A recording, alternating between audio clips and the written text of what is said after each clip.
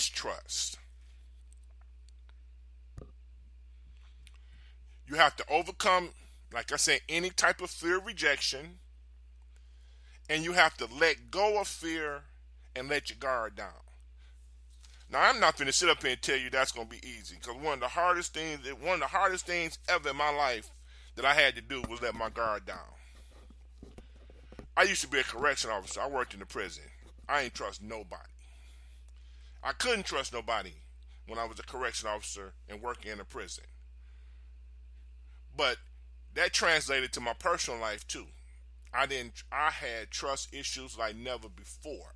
But when trusting somebody can cost you your life, like it is when you work in law enforcement, oh, it's tough. It's tough to trust people. Lost out on a lot of friends, lost out on relationships because I questioned everything. And the only way for me to get over that, I had to go to God. I had to go to God and say, God, help me trust people. Everybody's not bad. Everybody is not bad. And what he did through the Holy Spirit, I started to know who to trust and who not to trust. And that's what I mean by, you have to ask God for help and trust that God going to help you. Because all of a sudden, I knew who to trust and who not to trust. I drew close to the people I can trust, and I ran from the people that I couldn't trust. But that was through asking God for help and trusting that he'll help me. The next one I'm going to talk about briefly is one that's very, very prevalent today, and that is the fear of being stuck in life. We all struggle with this mindset at some stage in our life. But when it happens, this is something that you have to push through on also. Because if you are feeling stuck, you have to realize that you have the power of God's help to ensure that you can move forward. You can get out of any stuck feeling you have and live the life that you envision yourself to have. But it has to be your choice. See, what happens, too many people wallow in their sorrow. They get up every day and go work a job that they don't want to work, that they cannot stand, that affects them physically. They're stuck. They're stuck in relationships, stuck in neighborhoods, stuck in addictions. They're stuck. But you can't sit there and wallow in your sorrow. You have to choose to push through this feeling of being stuck. You have to find ways to help yourself. And the first way you can do this is to remember that feeling stuck is just a feeling. And feelings and addictions and all those other things, they can pass. Feeling stuck is just telling you that you need to make changes in your life. What people don't understand is when you are stuck, this is a sign that a breakthrough is on the way. I'm going to say that again. When you are stuck, this is a sign that a breakthrough is coming your way. What you need to do is you got to stop making excuses about changing and position yourself for your breakthrough. Even though it won't be easy, it'll be worth it in the end. Don't let other people's opinions keep you in this rut. Because if you do that, you might as well prepare yourself to stay in that rut. You have to be true to your authentic self. Open up about this fear of being in a rut. And I guarantee you're going to be able to find support as you go through this. Lastly, I want you to remember that you are strong and that 9 times out of 10, you are not as stuck as you thought you were. People think that, oh, I'm stuck and I can never get out. You're not stuck as you think you are. And remember, the greatest breakthroughs come after a long period of being stuck. My family and I, we went through one of the rough periods. We had a 3-year period where it was just, I can't even tell you what we went through. And we had to go to churches to get food. We had to get help from the state to pay our rent. It was rough. We thought we was in a rut, but then we realized that it was just a test. A test. It was what it is what we had to go through before the breakthrough. And the greatest breakthroughs come after a long period of being stuck. So if you don't remember nothing that I said this morning, I want you to remember that. The greatest breakthroughs come after a long period of being stuck. The next one I want to talk about briefly is change. I just talked about change. There's always a fear of change because change is hard. But I want you to remember this. Every time you try to change for the better, fear is gonna rear its ugly head.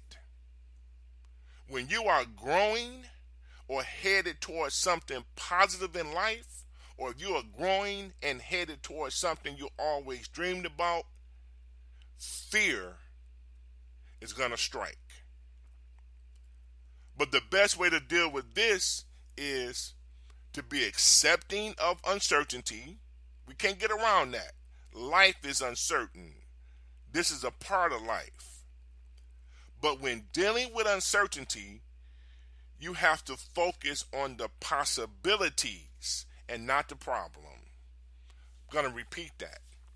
You have to focus on the possibilities and not the problem. If you focus on the possibilities, you're focusing on the positive. If you focus on the problems, then you're focusing on the negative. Don't be afraid to take risks. If you want to live the life that you were created to live, it might entail taking risks. When I left my job at the airline and retired, and I stepped out on faith, I was taking a risk. But anything that you're gonna get in life that's worthwhile, you may have to take a risk. You may have to step outside the box. You cannot go through life playing it safe. If you go through life playing it safe, you are going to miss out on some very impactful things that was meant for you. You cannot be fearful or be afraid to make the necessary changes in your life that will enhance your life. I had to make so many changes. It was friends I had to stop being around. It was places I had to stop going. It was things that I loved to do that I didn't do anymore. It is so many things I had to cut out so that my life could be enhanced, so that I could feel like a winner, so that I could find my purpose, so that I could find my passion. What you need to do, and what I did, is let this change be an exciting time in your life. Always, always look forward. Stop looking back. That's why I tell people, take ownership of your mistakes, learn from them, and move forward. Don't let people keep taking you back. Life is all about moving forward. You can't do nothing about what you did behind you. And you don't do it to yourself, and don't let nobody else do it. Most important, you have to surround yourself with positive people. Negative people is poison. They will keep you down. You will always have to battle with your self-esteem and your self-confidence if you constantly having people, negative people, attacking you. When you surround yourself with positive people, they're gonna keep you uplifted, which means your self-esteem will be higher. Your confidence in yourself will be higher. Surround yourself with positive people. Yes, for this change to be successful, you're probably going to have to clean house, like I just said. And this means family, friends, co-workers, employment, employers. You need to get rid of all the negative that's in your life. Do not, and I repeat, do not be afraid or fearful to do this. Don't set yourself up for a life of regrets by not doing it. Do not fear the future. In this crazy world, many people can't stop fearing the future. Yes, we don't know what's going to happen, but we must remember that God can work bad into good every single time. All we have to do is love Him, and He will turn good into bad. Fear will blur this. You'll lose track of the power of God because of fear. But remember, when you have confidence in God and His control, you will be able to live a life of ease. You know what we say? Oh, God gonna handle this. I know. I trust He is. This is the answer to all the fears that I talked about today. So, remember this. In conclusion, when fear hits you like a ton of bricks, let your memory, let your mind remind you of who is truly in control, which is God. Let your memory, let your mind remind you of who has the final say, which is God. And I want you to remember that God keeps all of His promises.